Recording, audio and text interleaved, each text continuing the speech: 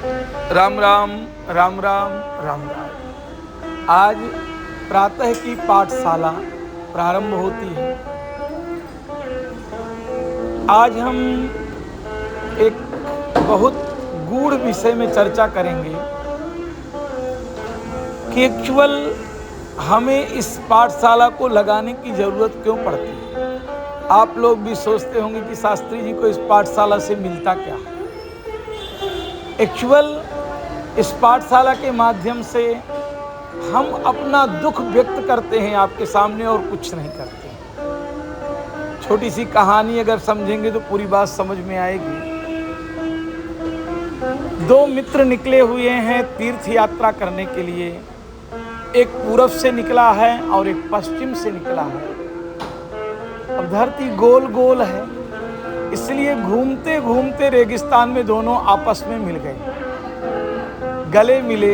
एक मित्र अंधा है, देख नहीं सकता, और एक बहुत अच्छा देख सकता है। दोनों प्रसन्न हुए। देखने वाले मित्र ने कहा कि अच्छा हुआ आप मिल गए, अब कुछ सहायता मैं आपकी कर दूंगा। आंख वाले मित्र ने भी इच्छा प्रकट की कि अच्छा हो गया, अब साथ में दोनों चलेंगे। रेगिस्तान की रात बहुत ठंड भरी थी और दोनों सोए, गहरी नींद में सोए। अंधा वाला मित्र थोड़ा पहले जग गया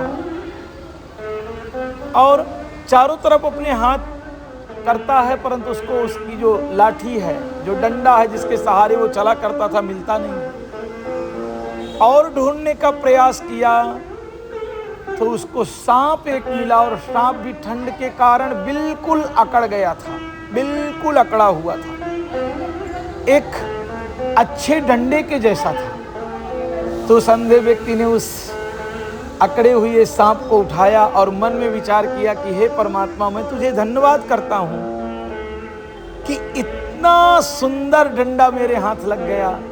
मेरी छड़ी तो बिल्कुल अच्छी नहीं थी, इतनी चिकनी छड़ी, इतनी सुंदर छड़ी, और मेरे नाप की।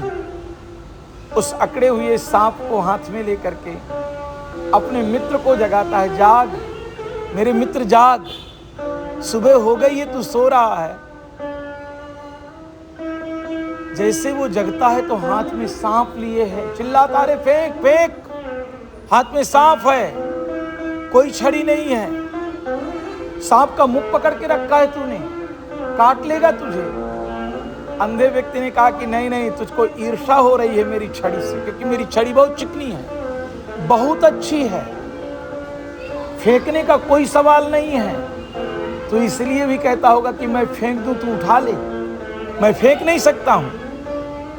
अब हम फिर अलग अलग रास्तों में चलेंगे, क्योंकि मैं जान गया कि तेरे अंदर ईर्ष्या है, द्वेष है मेरे लिए। हम मिले भी क्यों थे। और अंधे ने एक दूसरा रास्ता अपना लिया, जिसकी आंख थी उसने दूसरा रास्ता अपना लिया। थोड़े देर बाद सूर्य का उदय हुआ।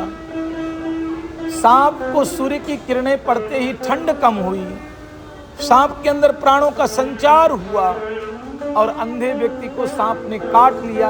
अंधा आदमी मर गया। जिस मित्र की आंखें थी वो जा करके देखता है कि मेरा मित्र मरा पड़ा। बहुत रोया, बहुत पछताया, मन में विचार करने लगा कि काश अगर ये भी देख पाता तो ये बच सकता था। मेरी दृष्टि से भी देखने का मैंने इसको प्रयास किया कि देखे मेरी दृष्टि से, फिर भी इसने देखा नहीं।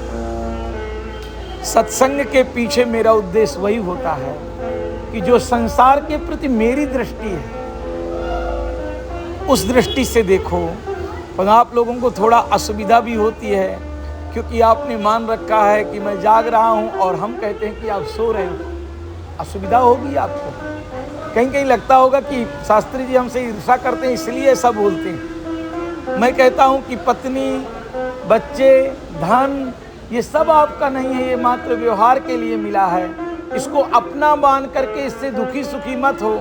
आप लोगों को लगता है कि शायद हमारे बच्चों से, हमारी पत्नी से और हमारे घर वालों से शास्त्री जी की कोई ईर्ष्या होगी। ईर्ष्या कुछ नहीं, दृष्टि आपको एक बदलना होगा।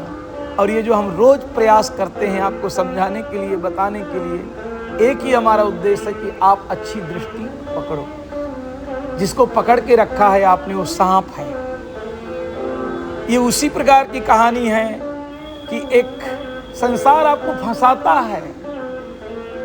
एक मछली पकड़ने वाला युवान सुबह 4 बजे गया समुद्र में, मछलियां बहुत थीं। उसकी इच्छा थी मैं समुद्र में मछली पकड़ूं, लोगों को देखा भी था पकड़ते उसने।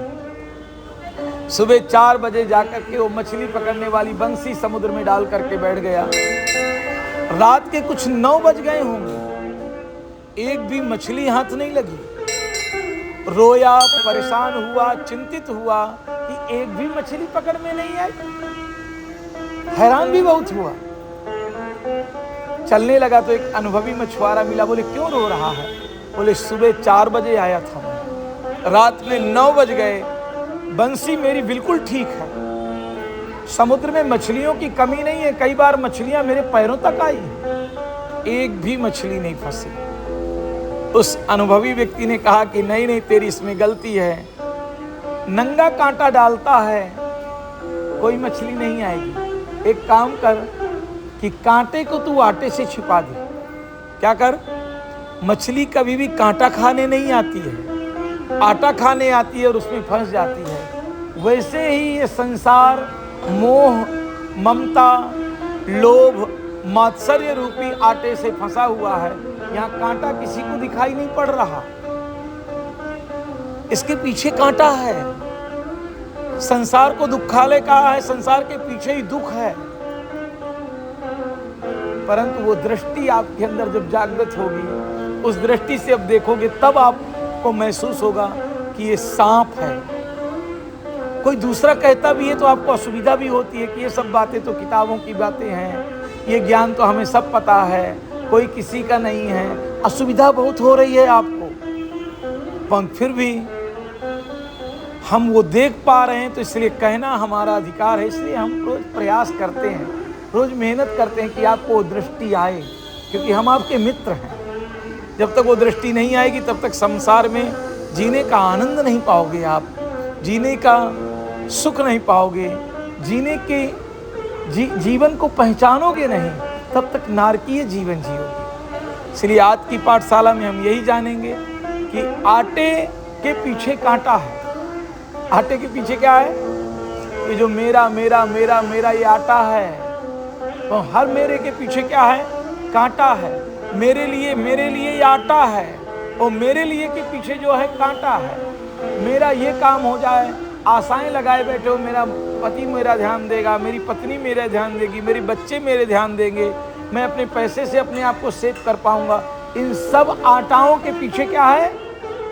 इसलिए सब छोड़ करके जो अपने हैं उनका संग करना है। मेरे तो गिरधर गोपाल दूसरों ना, उनसे प्रेम करना है, तभी हमारा जीवन सफल होगा। उनको अपना मानना है। तो आज की पाठशाला को यहाँ विश्राम देंगे। सहना भवतु सहनौ भुनक्तु सह वीर्यंकरवावहै तेजस्विनावधीतमस्तु मा विद्विषावहै। ओम शांति शांति शांति। आत्मदृष्टि के लिए हमारे चैनल को सब्सक्राइब करिए, हमारे साथ जुड़िए।